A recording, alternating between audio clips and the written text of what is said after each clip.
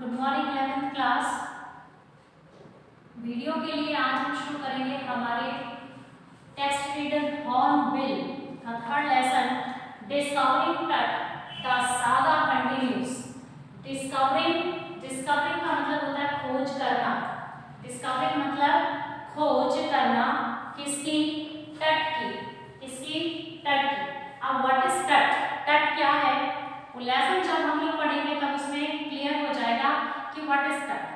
And this story belong to तट। तट से संबंधित है। The saga continues। इसको प्रोनाउंसिएशन में कहा जाएगा सागा। क्या कहा जाएगा? सागा। Saga continues.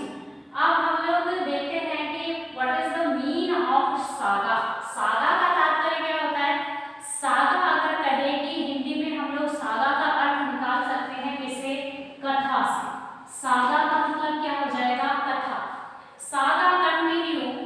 लेकिन ये जो हमारा लेसन है ये इजिप्ट मतलब मिस्र से बिलोंग करता है। और सागा, तो सागा हम लोग यहाँ पर कहेंगे is a custom. Saga means custom. Custom मतलब परंपरा। कस्टम मतलब क्या हो जाएगा? परंपरा। सागा कंटिन्यू यानी कि तट को खोज करने के, डिस्कवर करने की जो सागा है, जो परंपरा है, वो क्या है? कंटिन्यूस। यानी कि सागा कंटिन्यूस मतलब कि परंपरा जारी है। आज भी वो परंपरा क्या है? जारी है। अब स्टार्ट करते हैं। Let us start lesson. Discovering Tut the saga continues and it is written by A.R. Williams. किसके द्वारा लिखी गई है? A.R. विलियम्स के द्वारा लिखी गई है। 11th class. थोड़ा सा ये लेसन टिपिकल है, इजिप्ट से रिलेटेड है, तो कई ऐसे शब्द आएंगे। और इस टेक्स्ट बुक में हमने अभी तक 2 लेसन पढ़े हैं and this a third lesson.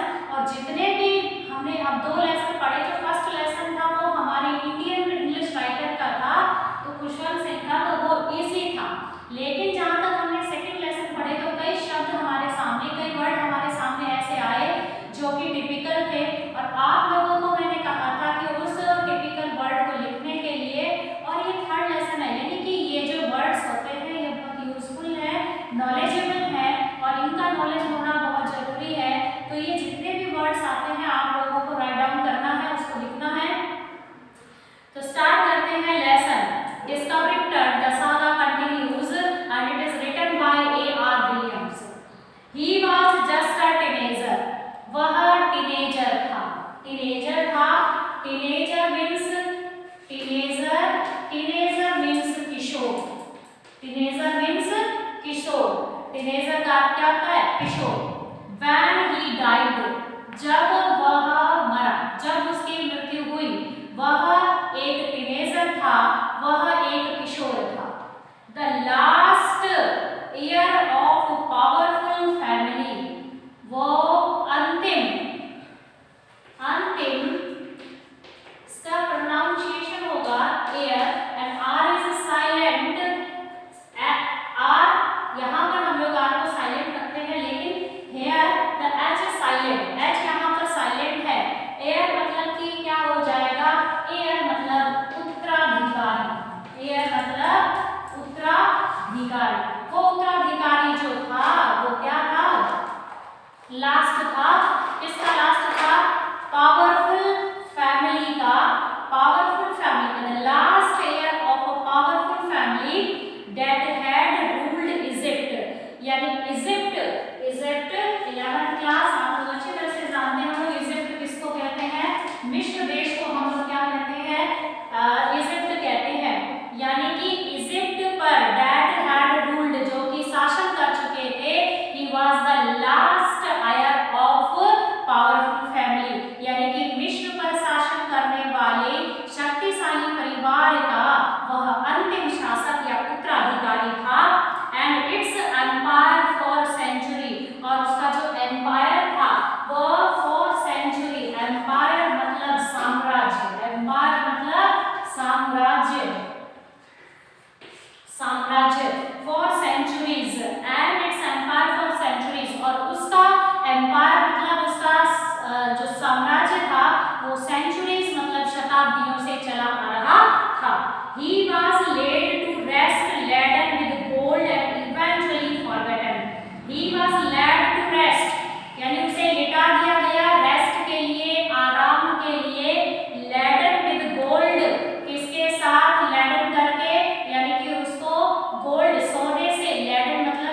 पूरा भर करके, एंड इवेंचुअली फॉरगॉटन, इवेंचुअली मतलब धीरे धीरे उसको भुला दिया गया, यानी कि अब उसकी डेथ हो चुकी, क्या हो चुकी, डेथ हो चुकी थी, और उसको आराम के लिए सुला दिया गया था, गोल्ड से लैडन करके, सोने से उसे जड़ करके, इवेंचुअली, और बाद में इवेंचुअली मतलब धीरे धीरे उसे क्या कर दिया गया था, फॉरगॉटन मतलब भुला दिया गया था।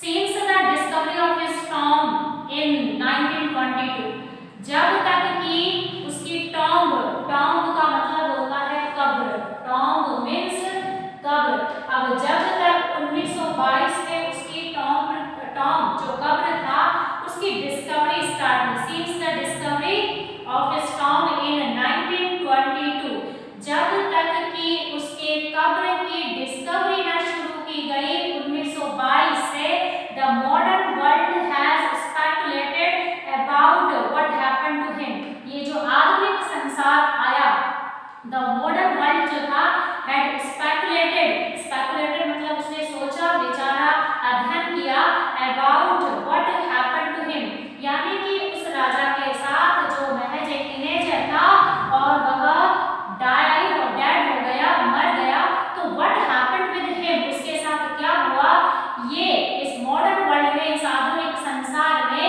उसकी कब्र को, उसके टॉम्ब की डिस्कवरी करने स्टार्ट की इन 1922 से, with murder being the most extreme possibility, अब किसके साथ, with murder being the most extreme possibility, extreme मतलब अधिकाधिक, पॉसिबिलिटी मतलब संभावना, यानी कि उनके संभावना, ज्यादा से ज्यादा उनके मरने की संभावना क्या थी, मॉडर्न वर्ल्ड ने स्पेकुलेटेड मतलब ये अनुमान लगाया कि ये जो टीनेजर जो था, ये टीनेजर शासक जो था, जो कि सेंचुरी से चले आ रहे एम्पायर जो कि पावरफुल फैमिली का एम्पायर था, उसका लास्ट टीनेजर, लास्ट रूलर था, तो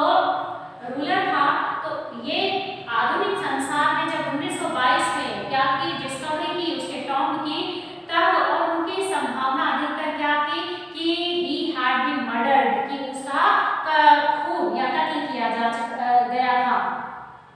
now living his tomb for the first time in almost 80 years, अब देखो क्या कहते हैं कि नाउ, अब living his tomb for the first time in almost 80 years, लगभग 80 सालों में पहली बार था, फर्स्ट टाइम कि उसकी कब्र को लीव किया गया, मतलब छोड़ा गया, निकाला गया।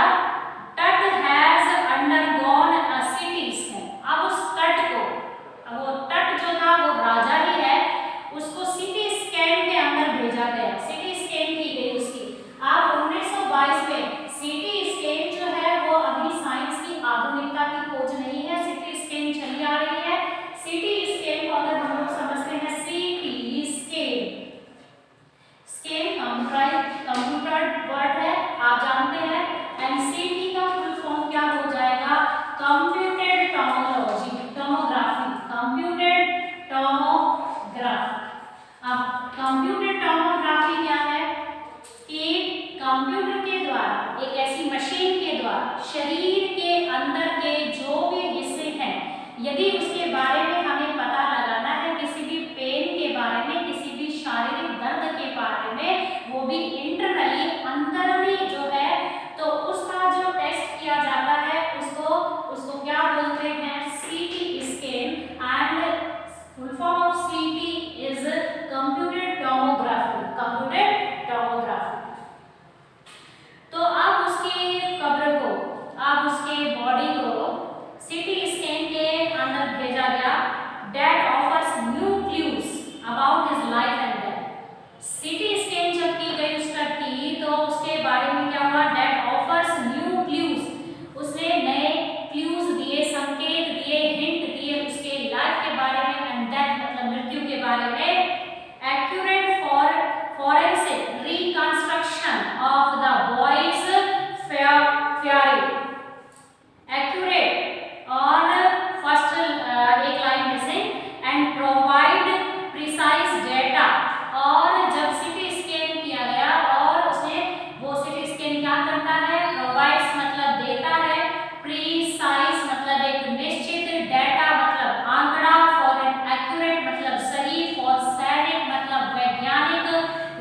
रिकंस्ट्रक्शन, पुनः विचार का, पुनः धारणा का, पुनः निर्माण का ऑफ बॉयज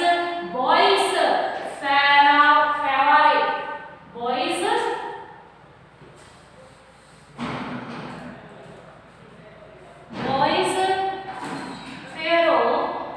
अब यहाँ पर देखिए, समझिए इस बात को कि जब सिटी स्कैन किया गया तो सिटी स्कैन में उस तट के लाइफ और डेथ के बारे में डाटा दिया, मतलब कि आंकड़े दिए, एंड वो एक्यूरेट डाटा से कि फॉर सैनिक मतलब वैज्ञानिक, और रिकंस्ट्रक्शन मतलब जो पुनः धारणा बनाई गई थी ऑफ द बॉयज। अब यहाँ पर वर्ड जो आया है वो बॉयज क्यों आया है, और देखो यहाँ पर है वर्ड बॉयज और फिर जो शब्द आया है वो है फेरो। कौन सा शब्द है?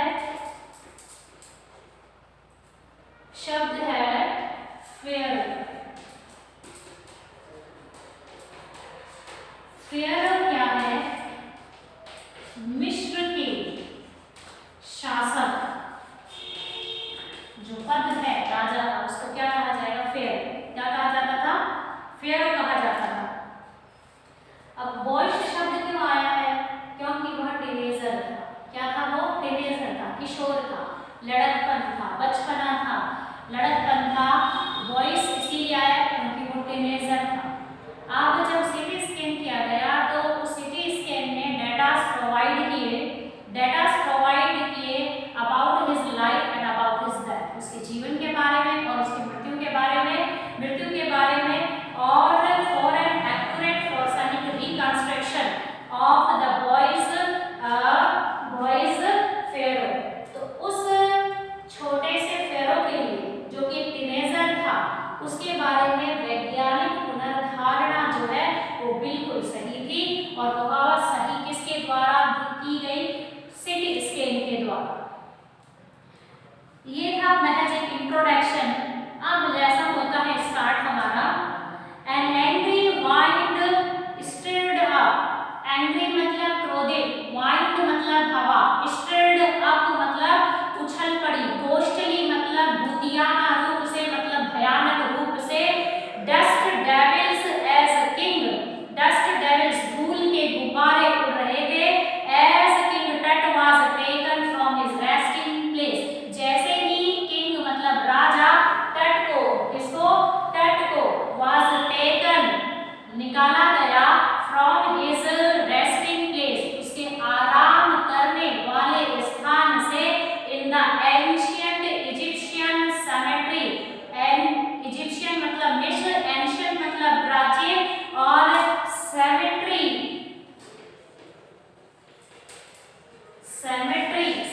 मतलब कब्रिस्तान। जब उस राजा टट को उसके रेस्टिंग प्लेस से मतलब कि उसके आराम करने वाले स्थान से जब निकाला गया तो क्रोधित होती हुई हवा उछल पड़ी, धूल के गुब्बारे उछल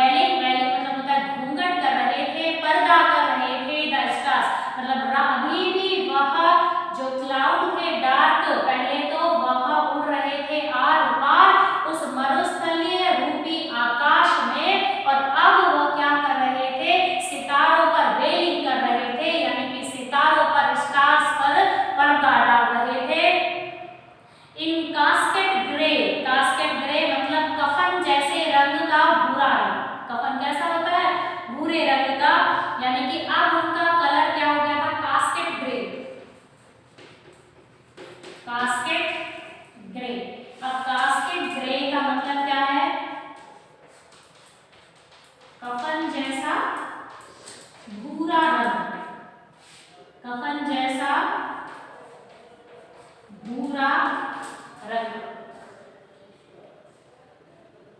कफन जैसे भूरे रंग में थे।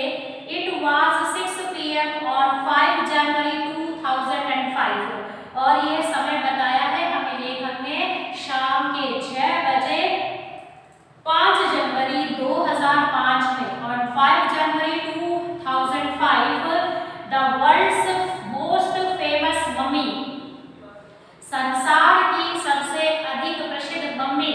मम्मी क्या होता है? नॉट माँ, माँ नहीं होती mummy.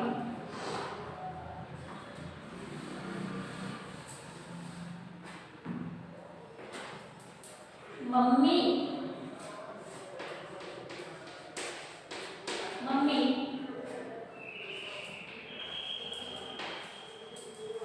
Preserved dead body. English में क्या निकालेंगे हम लोग? प्रिजर्व मतलब सुरक्षित रखी गई, सुरक्षित रखा गया मृत शरीर। क्या रखा गया? सुरक्षित रखा गया मृत शरीर, परिरक्षित, परिरक्षित शव।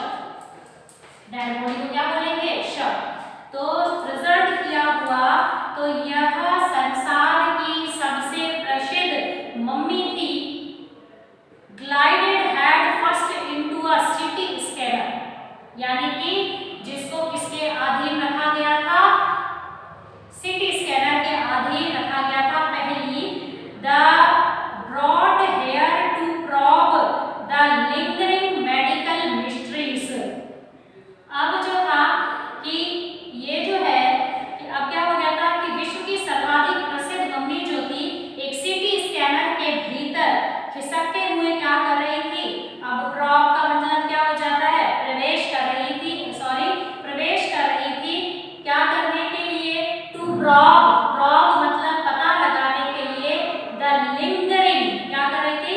लिंगरिंग, लिंगरिंग मतलब लंबे समय से जो चले आ रहे क्या थे? Medical mysteries. मेडिकल मतलब चिकित्सीय, मिस्ट्रीज मतलब रहस्य। मिस्ट्रीज मतलब क्या है? रहस्य। जो मिस्ट्रीज यानी जो रहस्य थे of this little understood young ruler, किसके बारे, किसको समझने के लिए?